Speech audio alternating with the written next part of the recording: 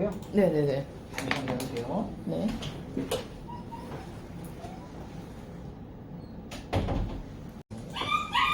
또 찍어놔서 다행이네요. 아 진짜 다행이에요. 왜냐면 그 부모님이 궁금해하셔가지고 찍어서 보내드렸는데 아 정말 이렇게 연락을 주시고 정말 잘해주고 아이 이름 어떻게 될까요? 깎아요. 자, 남자인가 여자인가? 여자요. 등산 한번 해주셨고요. 예. 나이가 지금 몇 살인가요? 한 5살 정도? 5살 정도. 예. 처음 이거 발견하신 게 언제쯤이세요? 제 생각으로는 2019년도에 처음으로 발작을 시작했단 말이에요. 그래서 어떻게 보면 7, 8, 9니까 2살 차부터 그렇게 된 것 같아요. 경련을 보인 거는 네. 제가 밤에 저녁에 잠을 자다가 헛것을 본 줄 알았거든요. 네. 근데 바닥에 보니까 오줌도 막 쌓여있고 얘가 이상한 느낌이 있어서 목욕을 시키고 그래 한 번이니까 일시적일 수 있겠다 해서 그 뒤로 안 갔어요, 병원을. 근데 이제 한 달 정도 지나고 나서 대낮에 딱 아까 그 영상 보셨죠? 일부러 찍어놓은 건데 그렇게 하길래 제가 너무 무서워가지고 바로 병원을 갔는데 딱 두 번째 증상을 보였을 때 바로 예, 촬영하시더라고요. 근데 그때는 다니던 병원이 있었어요. 동네에 조그마한 병원이었는데 거기는 이제 MRI 그게 없어서 저한테 거기 원장님이 영상을 보더니 아 이거는 저희 병원에서 안 되고 큰 병원으로 가서 찍어야 된다라고 하는 거예요. 그래서 지금 MRI 촬영을 하고 그때부터 진단이 내려지고 이 약을 쭉 먹이고 있어요. 네네네. 약을 먹이신 게 저거 한 3년 정도 됐겠네요. 그럼 네. 2, 3년 정도. 2년 반에서 3년 뭐그 정도 2, 3년.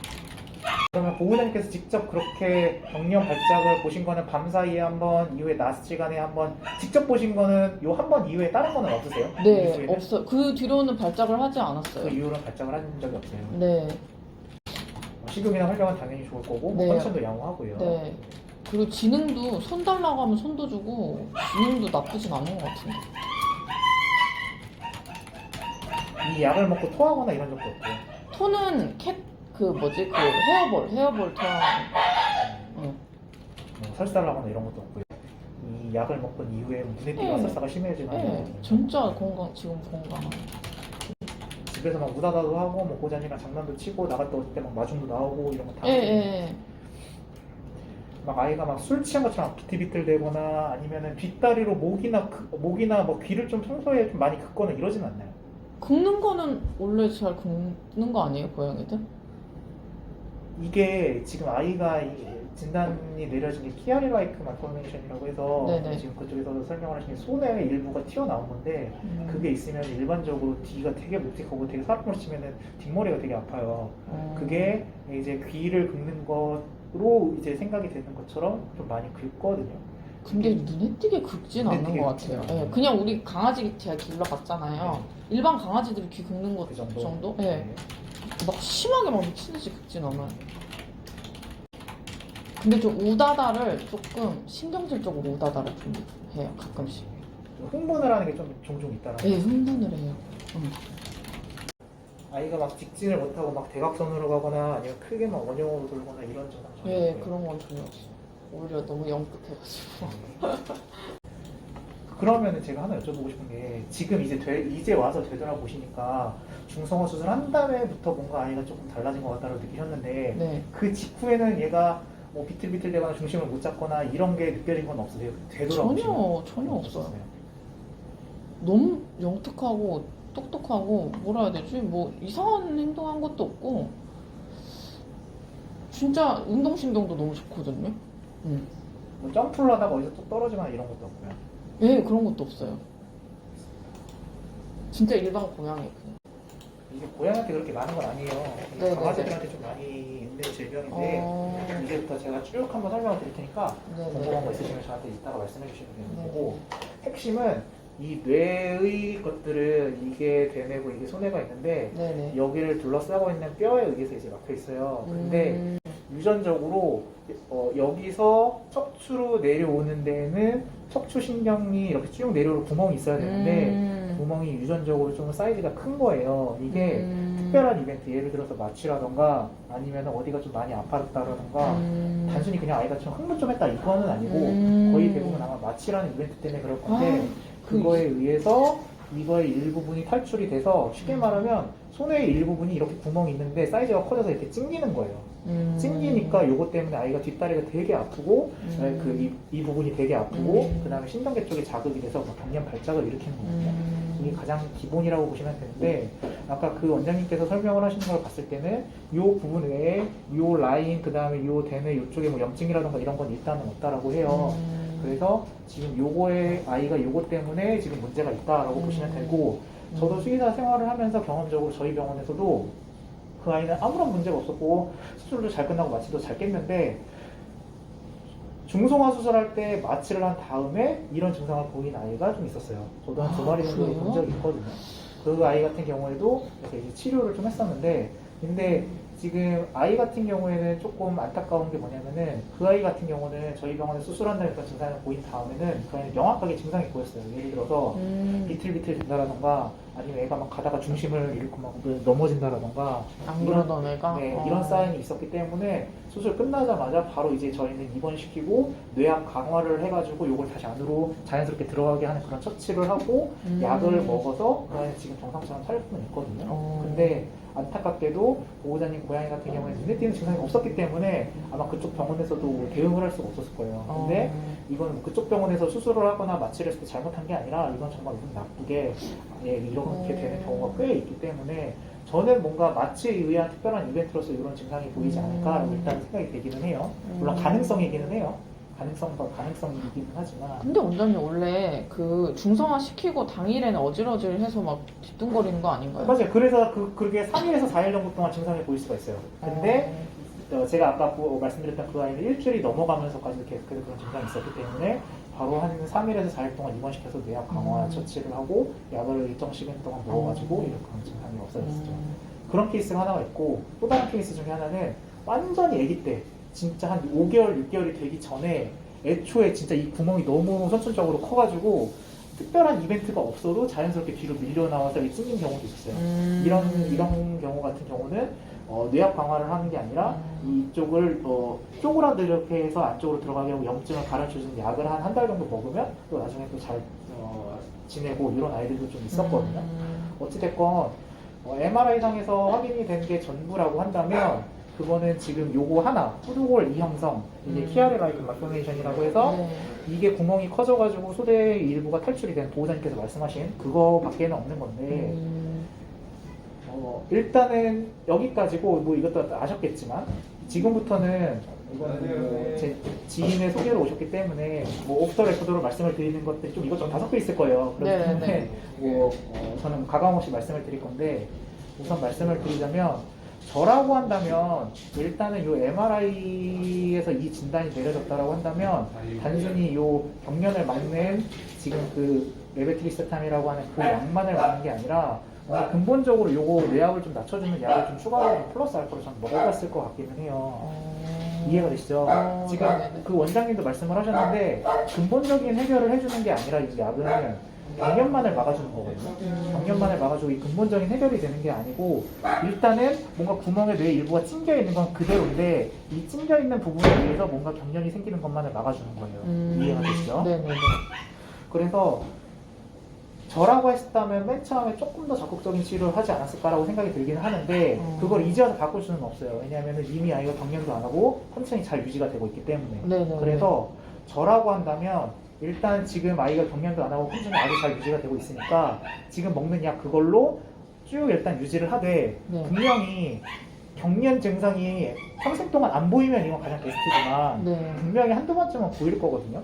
보이게 된다라고 한다면 그때 이게 경련했으니까 이 약 그냥 올릴게요 이거보다는 만약에 저라고 한다면 일단 지금의 관리는 유지를 하되 언젠가는 이게 미천이 드러나고 증상이 보이게 된다고 하면은 그때 MRI 센터 가셔서 다시 MRI를 찍어서 명확하게 진단을 내리고 그때는 뭔가 근본적으로 뇌압을 낮추는 약들이 좀 플러스 알파가 좀 돼야 되지 않을까 좀 그렇게 좀 저는 개인적으로 생각합니다. 그 혹시 근데 저는 저희 까빠가 그래도 더 이상은 발작 안 했으면 좋겠는데 불가피한 거죠 그게. 그렇죠. 불가피한 거고 그럼 미리 이 낮추는 약을 먹여서 문자를 아예 못하게.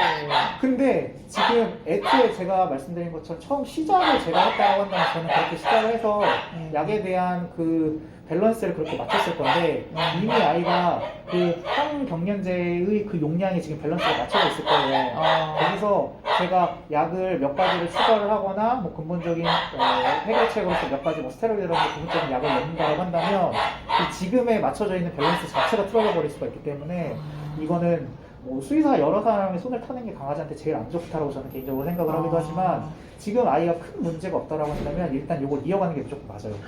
일단 이어갔다가 문제가 생기면 그때 제가 생각하는 그 흐름대로 플로어대로 쭉 가는 거예요. 근데 그 플로어의 첫 번째는 일단은 좀 더 디테일하게 뇌에 다른 데 문제가 없는지 한번 확인을 하는 게 더 첫 번째일 것 같고 그게 문제가 없다라고 하면은 그땐 요거에 대해서 접근을 하는데 단순하게 항경련제만 먹는 게 아니라 근본적인 해결할 수 있는 성분을 좀 몇 가지 더 넣어서 치료를 하는 게 좀 좋지 않을까? 저는 아예 치료 불가능한 건 줄 알았어요. 이게 키아리 라이프 말포메이션이라는 게 근본적으로 아까 말씀드린 것처럼 구멍이 크고 찡겨 있는 거기 때문에 근본적인 해결책은 수술로서 여기를 작게 이렇게 수술로서 하는 것밖에 없어요. 근본적으로는. 근데 그거는 저는 별로 추천을 드리지 않고 지금 보시면 이렇게 해서 이 구멍이 지금 커서 그런 건데 이 구멍을 이렇게 막아주는 거예요. 막아주는 수술이 이제 근본적인 해결책이 되는 거지만 이거는 저는 아예 추천을 드리지는 않고 그렇다라고 한다면 쉽게 말씀드리면 구멍에 찡겨있는 뇌를 압력을 낮추고 사이즈를 조금 작게 해서 이렇게 쓱 이제 빠져나오게 하는 게 근본적인 해결책이다. 이렇게 생각을 할 수가 있는 거죠. 강압을 하는. 이해가 되시죠? 네네네. 저는 그렇게 좀 생각을 하는데 그럼에도 불구하고 지금 밸런스가 잘 맞춰 있고 경련을 안 하기 때문에 지금 당장부터 저는 뭐 이것저것 하는 거를 별로 추천을 하지 않아요. 대신에 오늘 제가 약 처방을 해드릴 거잖아요. 거기에 지금까지는 그쪽 병원에서 항경련제 하나만 들어갔다라고 한다면 제가 오늘 가루약이 용량이 조금 더 늘어나긴 하겠지만 위보호제를 넣어드릴 거예요. 지금은 위보호제 같은 게 하나도 안 들어가 있고 그냥 항경련제만 들어가 있기 때문에 좀 속을 쓰려하거나 이럴 수가 있거든요. 그래서 위보호제를 넣어드릴 건데 그나마 다행인 거는 위보호제 종류가 여러 가지가 있는데 뇌 쪽에 문제가 있는 아이들한테 있어서 위보호제의 효과를 가지는 게 가장 첫 번째 효과이긴 하지만 부수적인 2차적인 효과로 뇌의 압력을 줄여주는 위보호제가 있어요. 그거를 제가 오늘 첨가를 해드릴 테니 그거를 같이 들어간다고 한다면 경련의 가능성은 조금 더 좀 낮아지겠죠. 요거는 밸런스가 틀어지지 않는 선에서 제가 위보호제를 넣는 거기 때문에 요 정도는 제가 해도 된다라고 좀 생각을 해서 넣는 거지만 이 이상의 뭔가 다른 무언가를 넣는 거는 아까 말씀드린 것처럼 밸런스가 맞춰져 있는 걸 틀어지게 할 수가 있기 때문에 굳이 저도 괜히 괜한 짓을 하지는 않는 게 맞지 않을까 생각이 들고 이게 만약에 정말 좋은 일이라서 아이가 진짜 앞으로 지금 10년 동안 경련 증상이 없을 수도 있어요. 없을 수도 있는데 그러면은 그냥 진료를 쭉 가는 거지만 만약에 경련이 한 번이라도 보였다 그때부터는 완전히 새 그림을 다시 좀 짜는 게 좋지 않을까. 이해가 되시죠? 이거는 이제 좀 사적인 문제기는 한데 사적인 부분이긴 한데 이거는 뭐긴 하지만 구조적인 얘기를 말씀을 드리자면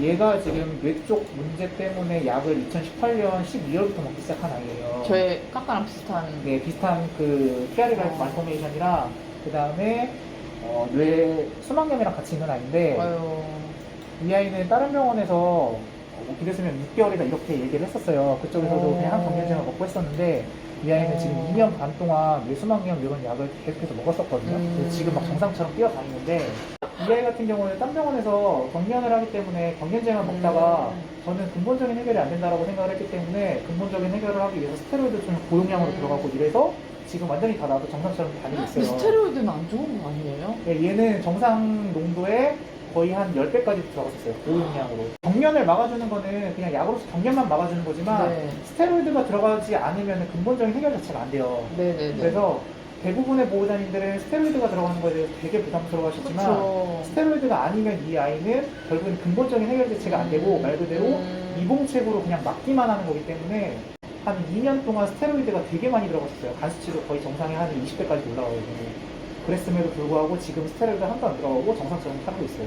그거의 핵심은 이봉책으로 경련만 막아주는 게 아니라 근본적인 치료를 했기 때문에 이 아이가 지금 살고 있는 거거든요. 그래서 물론 나중에 그런 약이 들어가고 할 때는 당연히 보호자님께 제가 충분히 설명을 드리고 설득을 시킨 다음에 진행을 하겠지만 만에 하나라도 나중에 리셋이 돼서 MRI를 다시 찍었는데 요게 있고 플러스 알파 무언가가 있다라고 한다면 그때는 보호자님을 저는 어떻게든 설득시켜서 스테로이드를 넣을 것 같아요. 아, 절탁가요? 네. 지금 제 약에는 그런 건 안 들어가 있는 거죠? 그거는 한 성분만 들어가 있기 한 때문에 성분만. 경련을 막아주는 성분만 들어가 있기 때문에 몸에 안 좋은 성분 그런 것 자식으로 없고 대신에 그거의 단점은 아까 맨 처음에 말씀드린 것처럼 이거에 대한 근본적인 해결을 하고 있는 그쵸, 겁니다. 예, 그쵸. 그래서 근본적인 해결을 하지 않으면은 이건 언제든지 터질 수 있는 취약탄과 그쵸, 예, 수밖에 그쵸, 없는 그쵸, 거예요. 그쵸. 그렇기 때문에 아까 말씀드린 것처럼 제가 지금 무언가를 바꾸려고 하는 것보다는 일단은 이 플로어를 그대로 유지를 하되 뭔가 문제가 생기거나 경련이 다시 생긴다라고 하면 그때는 세그램을 비싸면 좋지 않을까 네, 맞아요. 그렇게 생각해요. 네. 어찌됐건 제 부모님이나 지인이나 제 친구의 강아지가 지금 딱 까까의 컨디션이다.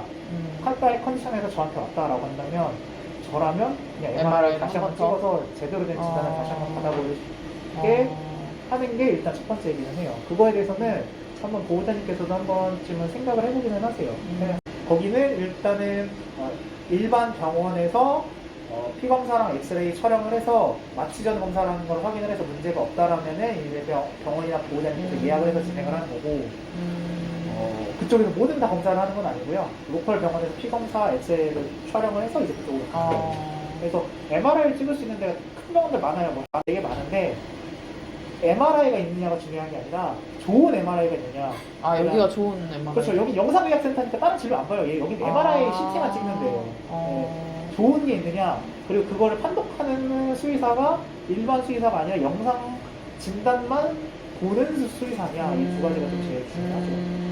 그래서 저희도 웬만해서는 다른 데로 안 보내고 조금 더 비싸기는 해도 그쪽으로 바로. 거기는 얼마 정도 하는지 모르시죠? 부위당 90만 원 정도 할 거예요. 그래요? 그러면 비슷하. 아마 뇌척수액 검사까지 하면은 한 뭐 100만 원, 90만 원 정도 할 건데 그래서 어찌됐건 저는 제일 궁금한 게 이게 진짜 제대로 아직까지 지금도 남아있느냐 혹은 이게 있다라고 한다면 부수적으로 이쪽에 또 2차적인 문제가 생겼느냐 여기가 찡겨있으면 당연히 이 주변에 또 염증이나 여기 척수공동증이라고 해서 여기 신경에 자극이 되면 여기에 이제 구멍이 뚫리는 여러 가지 플러스적인 합병증이 생길 수가 있어요. 이런 것들이 있느냐 없느냐에 따라서 먹는 약을 조합을 해서 하면 아예 기대 수명은 당연히 늘어나고 지금 주시는 그 항경련제가 되게 좋은 약이기는 하지만 네. 이거는 수의사의 시각마다 다르기는 해. 제가 볼 때는 좀 그렇게 좀 생각을 하는 게 좋지 않을까. 그래서 지금 첫 번째, 두 번째 바로 MRI 찍느냐 진료를 이어나가느냐 요거는 보호자님께서 고민을 해보시는 그러니까요. 부분이지만 저도 그냥 자연 치유되어 있으면 굳이 약 안 먹여도 되는 건데. 저는 마지막으로 제가 좀 반대를 하는 의견은 만약에 아이가 그런 증상이 재발이 됐어요. 네. 재발이 됐을 때 일반적으로는 약의 용량을 올리는 게 제일 첫 번째기는 해요. 근데 확인도 되지 않은 상황에서 그냥 약 용량을 올리는 거는 저는 안 했으면 좋겠어요.